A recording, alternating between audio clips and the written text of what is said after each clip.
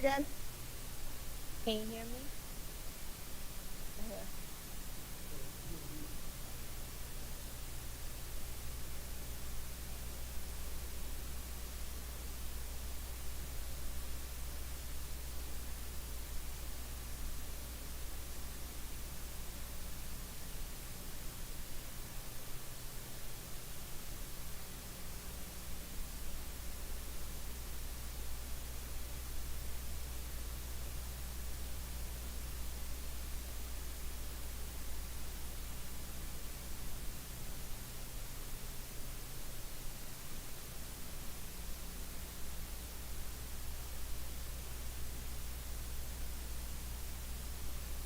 Yes, can you hear me?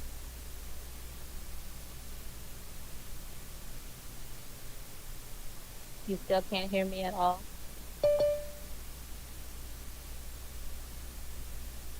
So you're hearing me in the headphones, but they can't hear me outside of.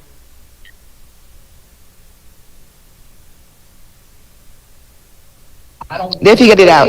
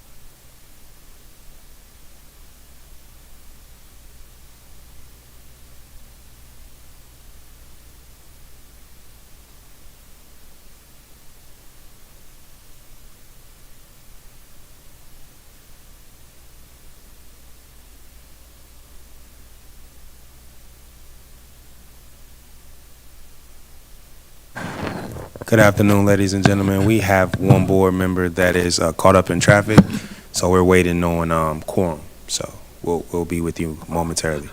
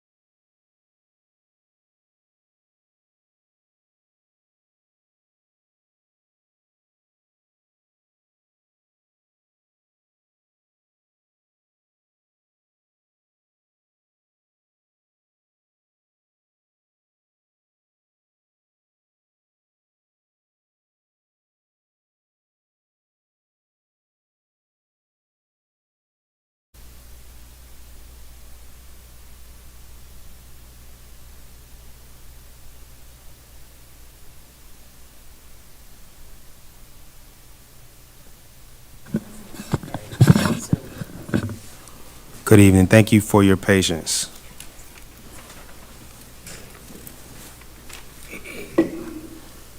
The time is now 5:38. Good evening and welcome to the February 7th, 2025 Prince George's County Board of Education special meeting. I am Brandon Jackson, Chairman of the Prince George's County Board of Education.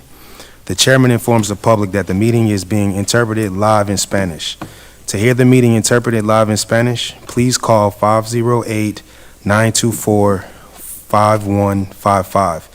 Again, that's 508-924-5155. Please focus your attention on the screen to hear this announcement in Spanish.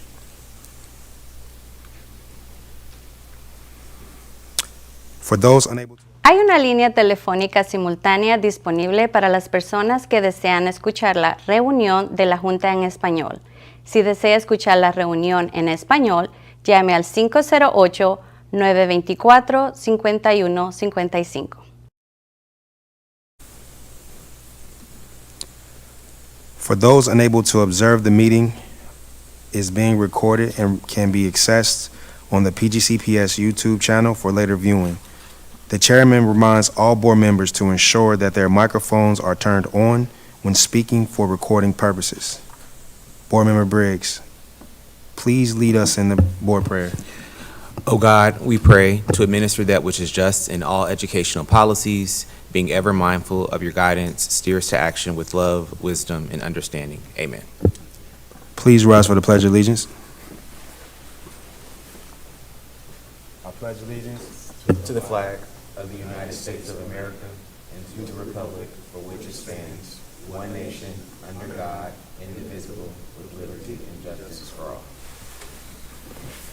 Thank you. Ms. Barton, please call the roll. Or Ms. Adelaide, please call the roll. Dr. Anderfo, Present. Ms. Buller-Strother, Present. Mr. Briggs, Present. Ms. Brown, Mrs. Goins-McCants,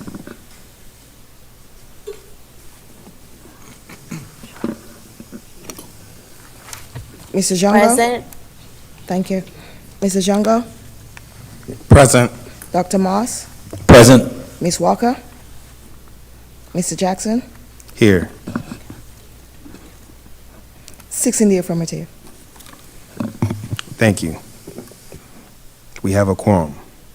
If there is no objection, the Prince George's County Board of Education shall suspend the rules of procedure to amend the agenda, allowing for questions from the public.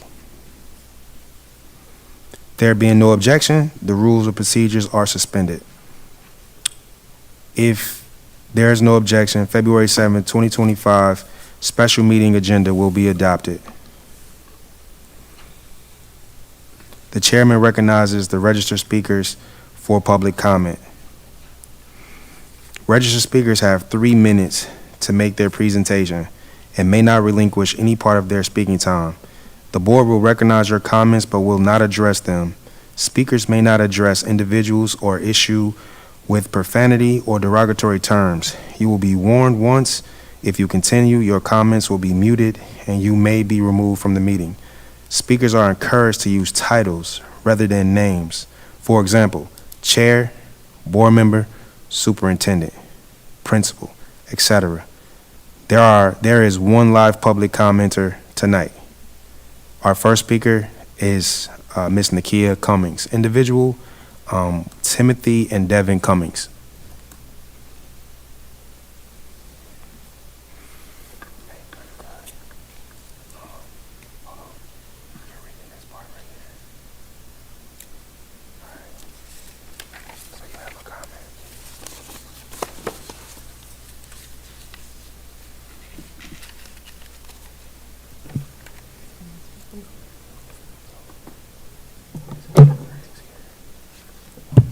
Good evening. My name is Timothy Cummings. This is Devin. Timothy the second, and my wife, Nakia. What brings us here today is a boundary issue that we've been fighting since August the 28th. We submitted our paperwork on August the 28th. It is now February the 7th, and we have not heard anything based off our asking the board or to keep my sons at Friendly High School. We have a Fort Washington address, and they prefer us to attend Oxon Hill, which is overcrowded, by the way. I went to the proper parliamentary procedures on how handling the situation. I feel as though that it should have never got to this level. I think it could have been handled on the lower level. As an employee of PCS, I show special consideration every day. I had a class today of 70 students due to the fact that we have a lack of teachers. My supervisor have seen me conduct special consideration on a number of occasions, and when it was time for the county to show me consideration just to keep my kids at Friendly, we have to go through this process. Now, I don't know an educator that doesn't show students special consideration. So the management, or the administration here, it was you said title, so the director of pupil accounting told my son if he says yes to one student, he has to say yes to them all. And as a person that evaluates the situation, that is not true. So, and then he said in the findings, it was speculative that he would not be mentally stressed over the decision. And I'm gonna let him get the last word. Go ahead. Tell him how stressful it was. When I attended Oxon Hill, mind you, I was at Friendly for the beginning of my 2 years of high school. I started there, and when I got to Oxon Hill, I felt more so like alone, like on an island by myself. I mean, I had my little brother there, but it was hard for me to adapt to a new environment, a bigger environment where I did not know anybody. And it felt like my friends were being taken away from me, and I had no control over nothing that was going on. So I felt really like sad all the time.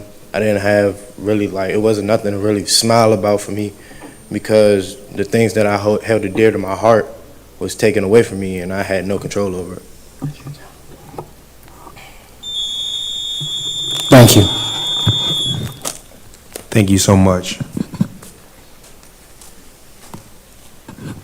And that concludes our public comments on this part of the agenda. Moving to the consent agenda. Resolution reaffirming the values of Prince George's County Public Schools and confirming its status as safe space for all students. We were going to read the proclamation, but due to our late start, we're going to hold that until the end. We want to make sure that we're respectful of everyone's time. And the document is on board docs, and if you need a copy, we can get one for you if you're here tonight.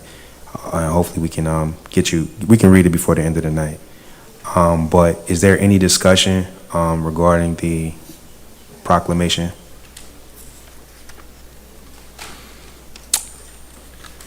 You have a light? Okay. The board chair recognizes board member Boozler Struthers. Yeah, thank you so much, Chair. I just want to acknowledge your leadership on this proclamation and the importance of speaking out as a board. And I want to thank Board Member Moss for his hard work on the writing of the proclamation. Thank you.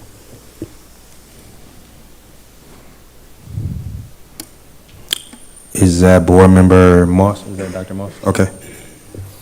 Yeah, thank you, Chair Jackson, for your leadership on this work. I also want to recognize the leadership of our superintendent predating this work and the incredible work to remind our parents and our community members that Prince George's Public School is indeed a safe place.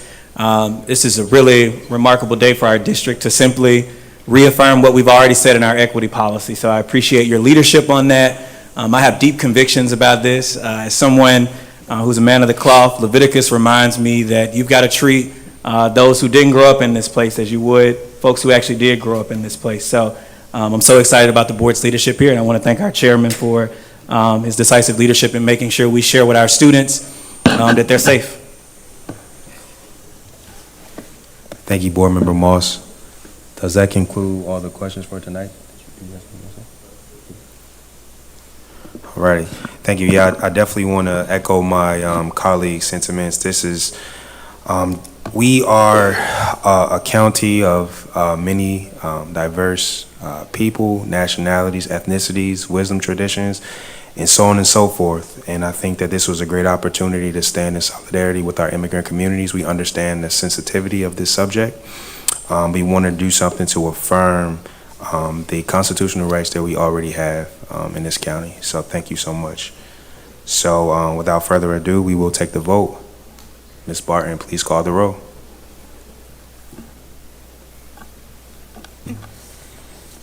Dr. Anderful? Aye. Ms. Booth-Estrada? Aye. Mr. Briggs? Aye. Mr. Jungo? Aye. Dr. Moss? Aye. Mr. Jackson? Aye. 6 in the affirmative. The proclamation is adopted. Thank you so much, everybody.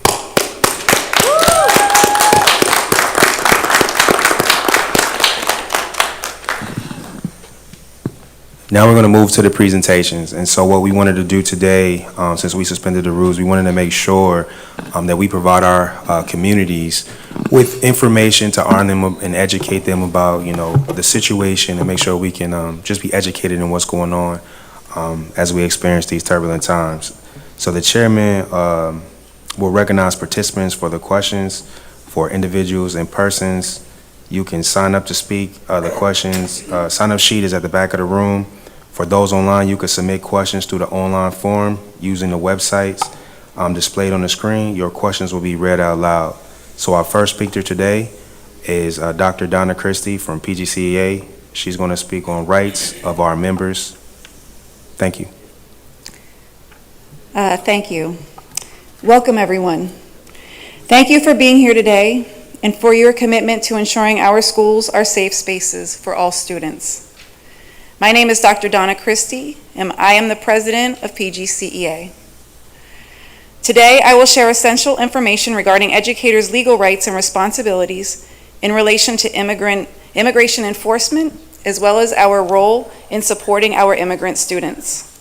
We will also discuss why PGCEA supports this resolution.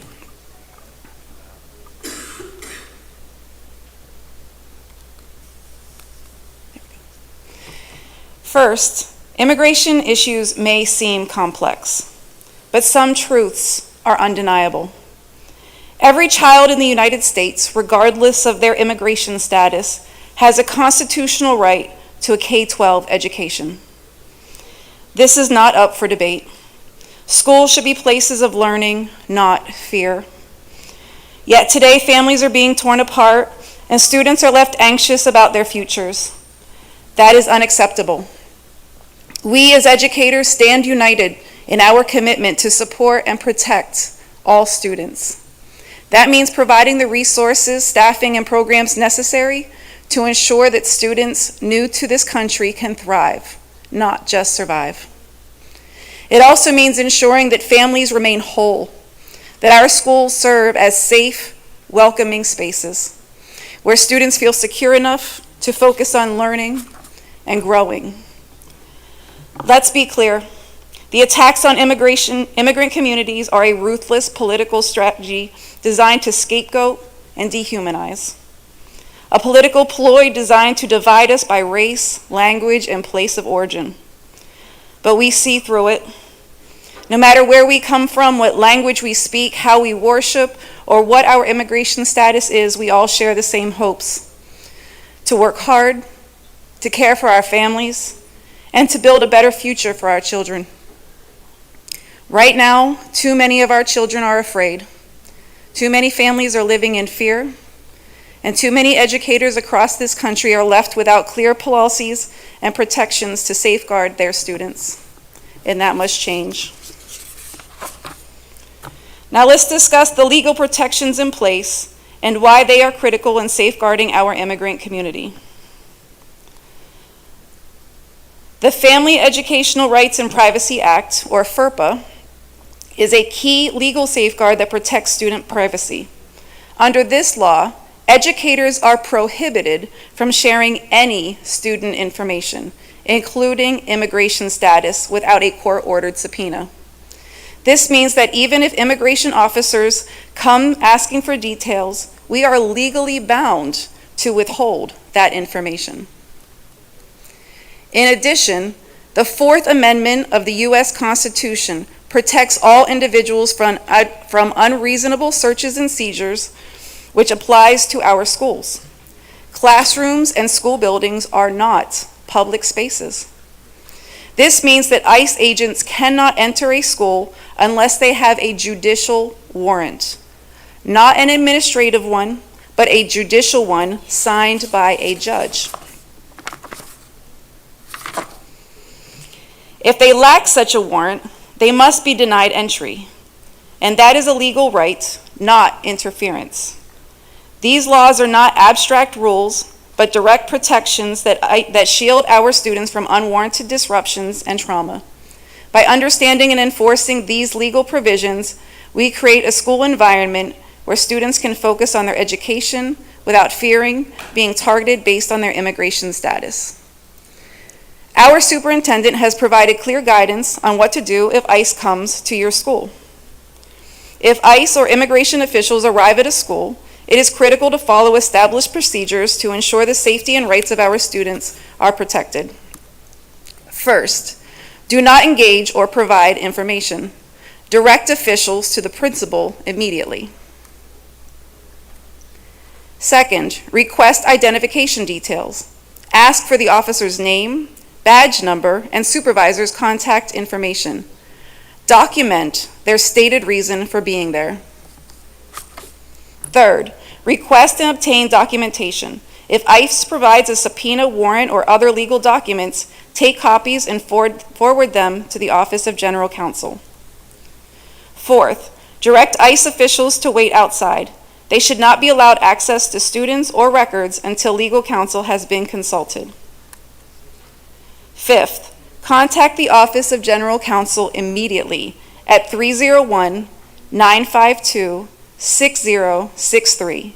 Do not take action until legal guidance is provided.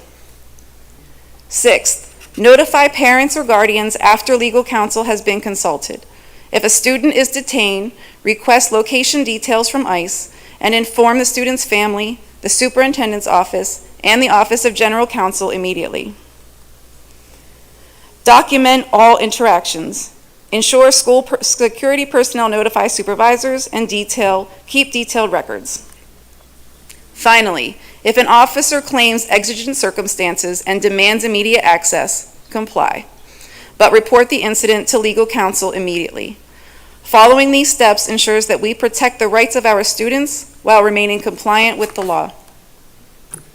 Now, beyond the legal protections, we must ensure that our students and their families feel safe and supported in their schools and communities. This commitment is not just about policy. It is about creating an environment where every student knows they belong and every family knows they are valued.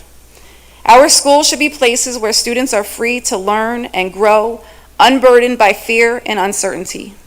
And educators play a vital role in making that a reality. So we must be intentional in our efforts to cultivate inclusive and supportive school communities. So these are things educators can do. Create welcoming environments by displaying inclusive messages, fostering cultural understanding, and ensuring every student feels seen and respected.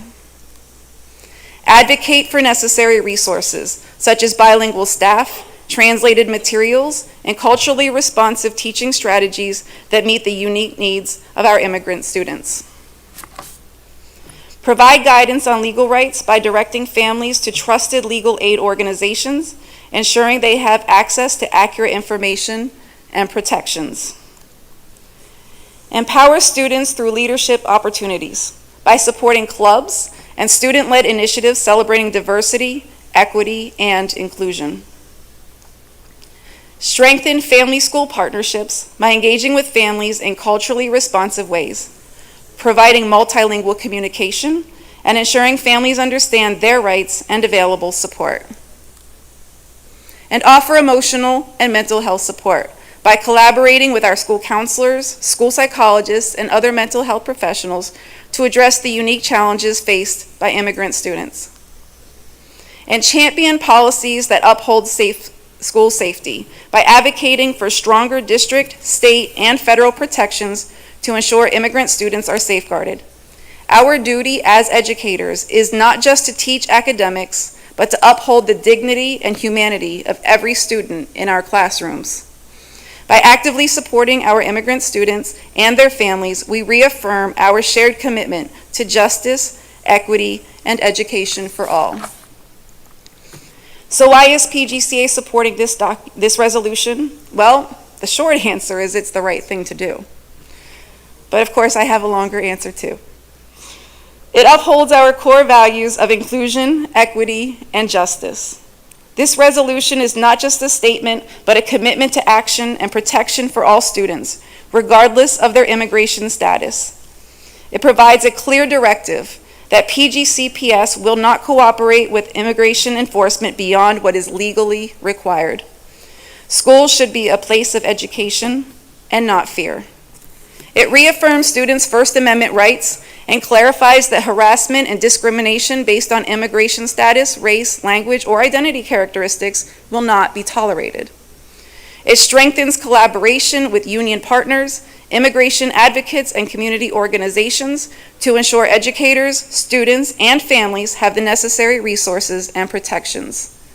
It reinforces our advocacy for state and federal policies that protect immigrant students, including support for programs like DACA and temporary protected status. We stand against any legislative efforts that undermine these protections. Additionally, the resolution commits PGCPS to provide training, multilingual resources, and legal assistance so that students and families can access the support they need during uncertain times. Finally, it empowers educators to actively foster a safe, inclusive, and supportive school environment. We must ensure that all students can thrive without fear. This resolution is a step toward making that a reality. As I conclude, I want to reinforce the importance of ongoing advocacy and action. We must continue advocating for safe and inclusive schools where all students can learn without fear. This means ensuring that protections like those outlined in this resolution are not just policies, but are actively implemented and upheld. Educators should stay informed of their legal rights and responsibilities. Understanding FERPA, the Fourth Amendment, and other policies and legislation equips us to act confidently when confronted with immigration enforcement situations. Supporting students and families is not just about policy, it's about action. We must connect families to resources such as legal aid, mental health services, and community support networks to ensure they have the support they need. And we must push for stronger legal protections at the state level. The Protecting Sensitive Locations Act, currently before the Maryland General Assembly, would further safeguard students by ensuring that immigration enforcement actions do not occur in schools and other sensitive locations. Advocating for its passage is critical in protecting our most vulnerable students. So finally, PGCEA will continue to work with the administration, community organizations, and policymakers to ensure that the commitments in this resolution are realized in practice. We stand firm in our pledge to support every student, every family, and every educator in this fight for justice and equity. Thank you for your commitment, and I encourage you to stay engaged, stay informed, and take action.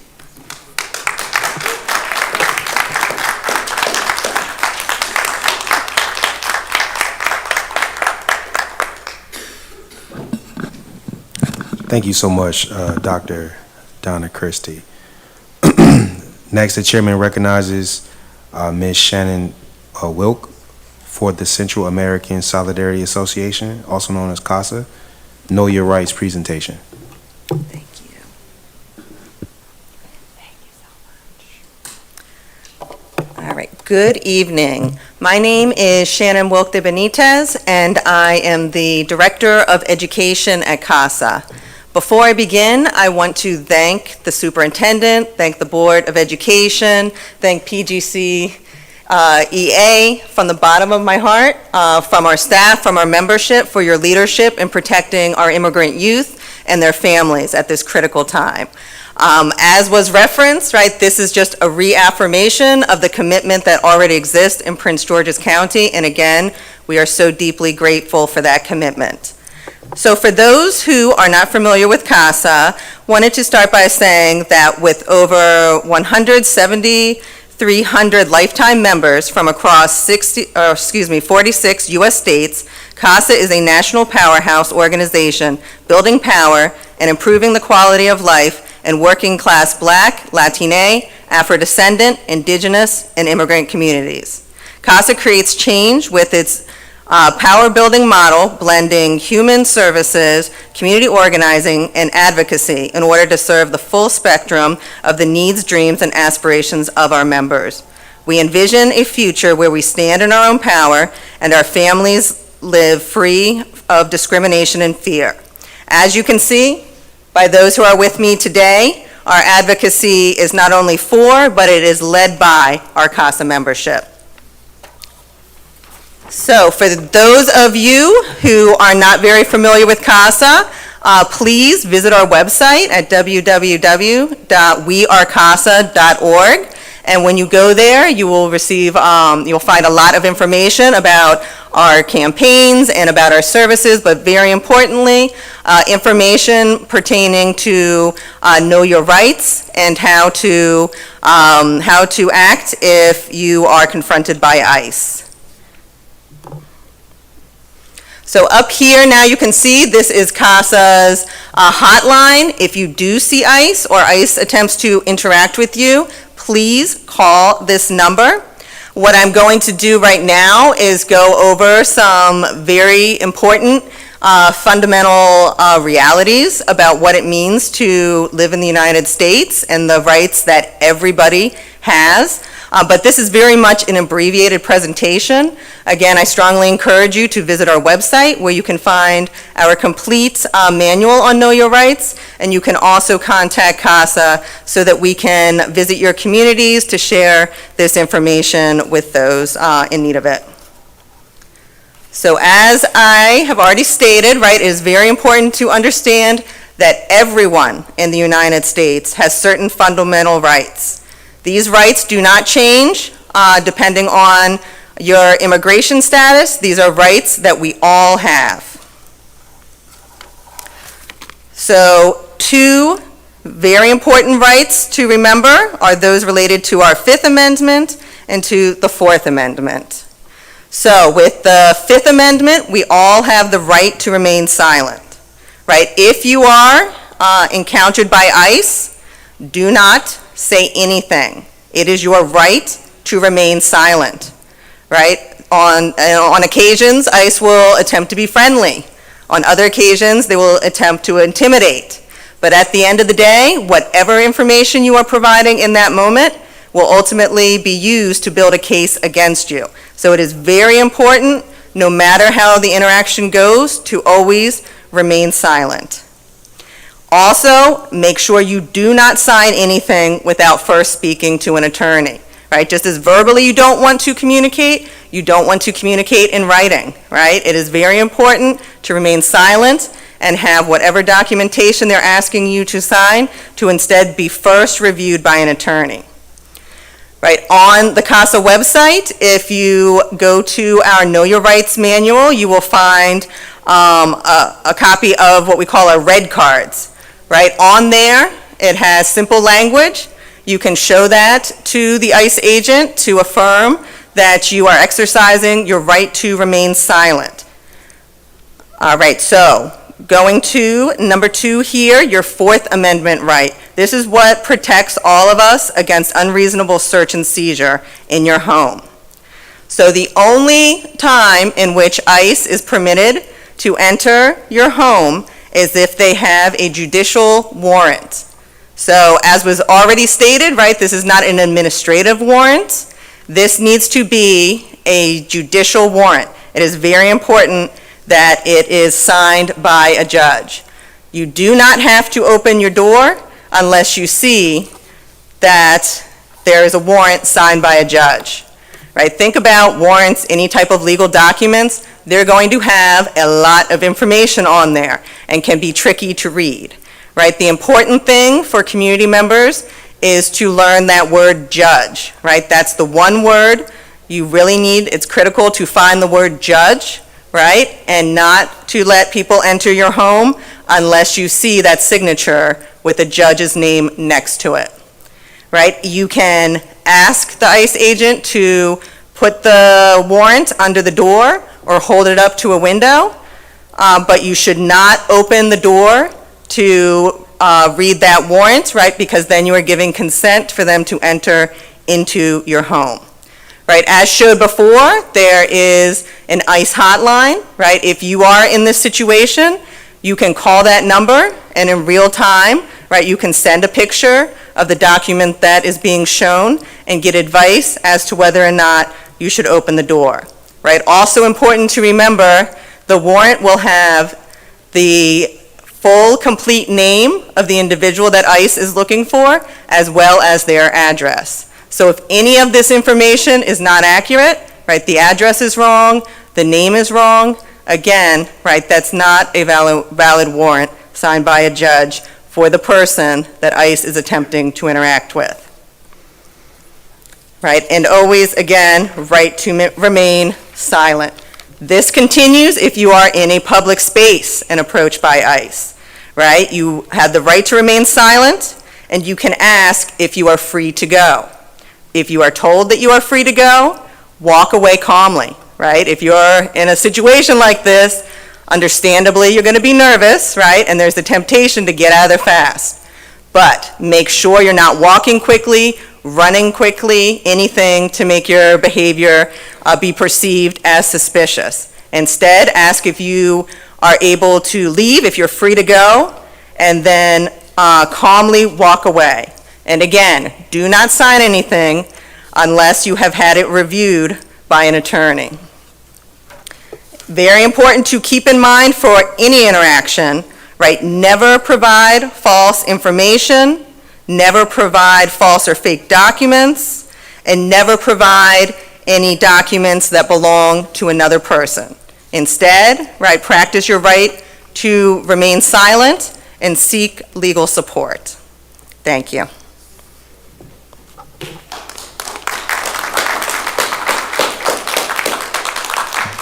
Thank you so much. Can we pull up Student Services, Dr. Faison? And we're going to pull up Student Service first. Dr. Faison, can you please take the microphone? The presentation, yes, ma'am. Are you going to do it from right there? Okay, that's fine.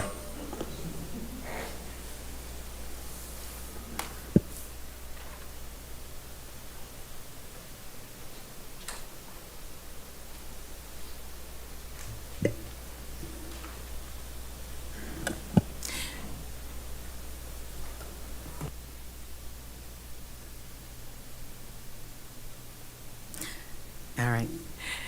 Good evening, Superintendent House and the Board of Education. Tonight, our presentation will be done together with Mary Outlaw with Safety and Security and myself from Student Services. We'll proceed to the next slide.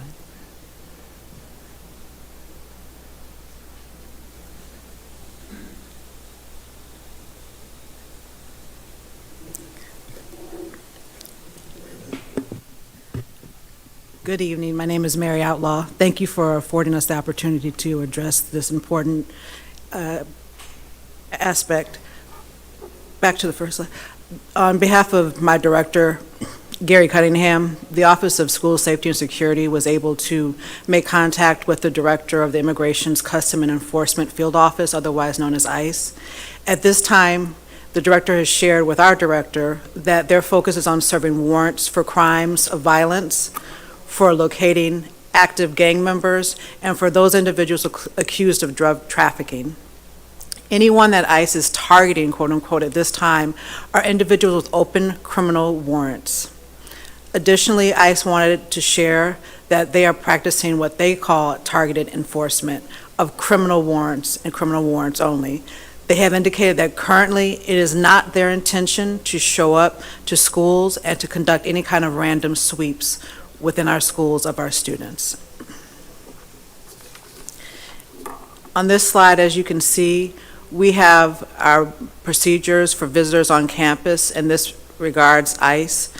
And speaking with the SROs, they are not obligated to work with ICE. So as you can see here, these are the steps that we will take as a school system if an ICE enforcement agent were to show up. Next slide. And just so that we are reinforcing our stance, we are one team. The Office of School Safety and Security has a long and rich history of working closely with the administrations in all of our schools.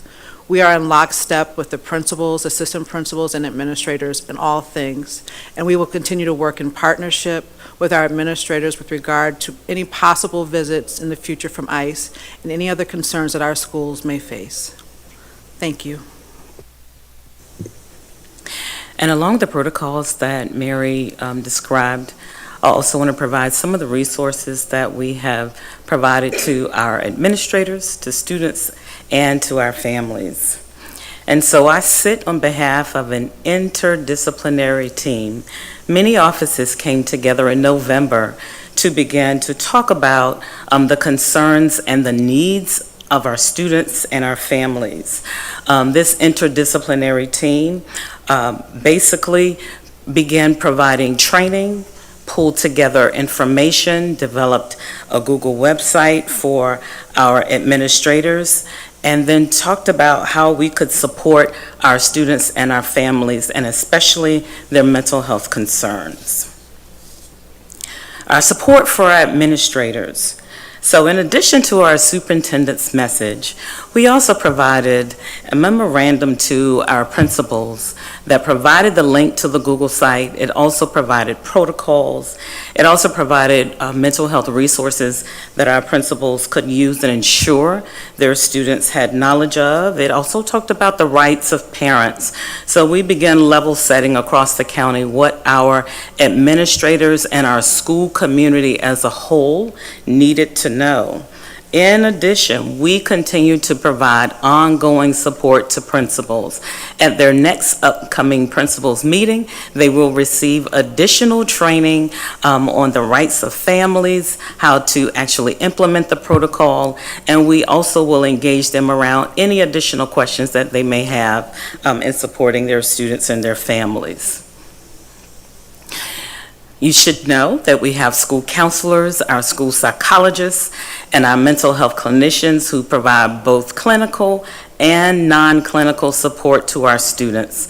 So for all of our students who may be in crisis, who may have anxiety, who may have a need for support, these individuals in our schools are there to provide that support for all of our students, and especially for those who may be in crisis at the time.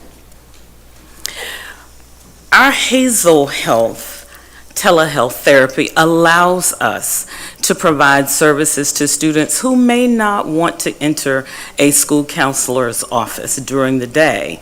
And so this resource is available to our families from 7 a.m. in the morning until 7 p.m. in the evening. It provides both medical support to our students and families, as well as mental health counseling support to our families. So either students can utilize Hazel Health support during the day, or they can do so in the comfort of their homes with their families in the evening.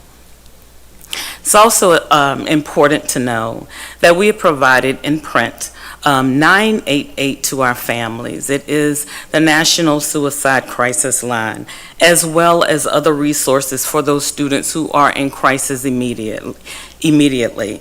And so sometimes these numbers are most critical to our students and families after hours, when they're not in school with their counselors or their mental health clinicians or their psychologists. We provide them with information that they can utilize at their fingertips should they need it after hours and certainly over the weekend.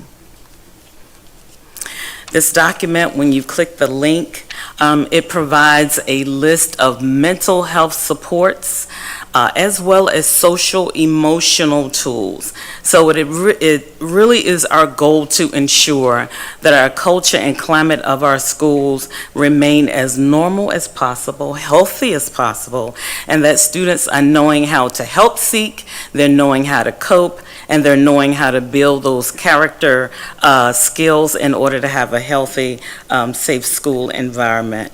And so in addition to what you may see here, when you click the link, our state has granted our school system $25 million through the consortium to provide additional resources to our students and families.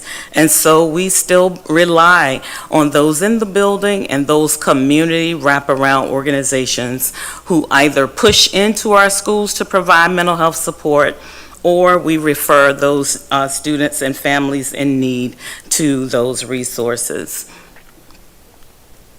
And so lastly, supports for our families. We've heard our superintendent's message about safety and emotional safety and physical safety in our schools, and that our underlying business is learning, our schools' environments being safe. In addition to that message, we also have a website that the communications has developed that also provides additional resources to our families. And lastly, and I do have an example. Just this week, we had 6 elementary schools to host a Zoom event where CASA came to speak to our students and families. Our International Student Admissions and Enrollment Office came to provide information, and I also provided information around mental health support. And so lastly, what we want everyone to know is that we continue to stand with our students and families through these trying times, and making sure that we can provide as much safety, emotional and physical safety, and normalcy as a school and as a school district. Thank you. Thank you. We really appreciate your work. Outstanding job. And so now we'll move to the questions and question session by the board members. Do you have any questions for any of the presentations? Seeing that there are no questions from the board members, we did receive a written question from our online viewer, Miss Monica Casanas. Forgive me if I'm pronouncing your last name wrong. She said that I want to thank you. I want to thank them for their proclamation and for support for our immigrant children. I just want to say thank you overall for your participation. More of a statement. Moving on to new business, section 8.1. Is there any new business? Seeing as that there's no new business, we can move to adjourn.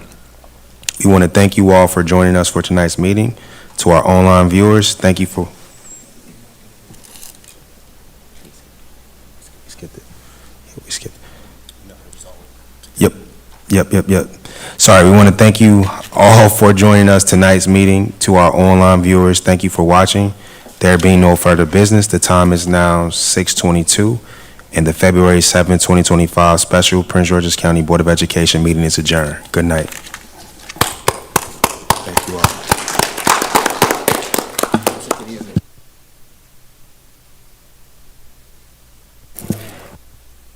He had to go. He had to catch a flight. Jamal. They were combined. Huh? They were combined together. Oh.